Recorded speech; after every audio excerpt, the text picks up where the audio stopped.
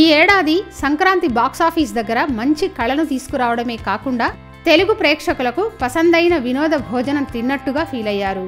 దీనికి కారణం మెగాస్టార్ చిరంజీవి చాలా ఏళ్ల తర్వాత నటించిన ఖైదీ నంబర్ 150, నరసింహ బాలయ్య 100వ చిత్రం అయిన గౌతమీపుత్ర శాతకర్ణి, యంగ్ హీరో శర్వానంద్ నటించిన ఫ్యామిలీ ఎంటర్టైనర్ శతమానం భవతి. ఈ 3 చిత్రాలు కూడా హిట్ టాకుతో ఇంకా కూడా దూసుకుపోతున్నాయి.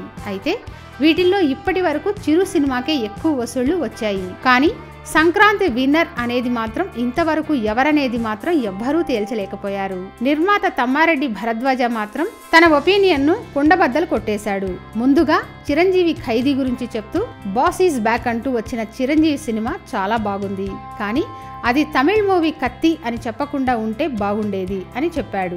ఇక సినిమాకు వస్తున్న కలెక్షన్స్ కూడా సూపర్ అంటూనే ఎంతైనా మెగాస్టార్ ఎప్పటికీ మెగాస్టారే అంటూ పొగిడేశాడు.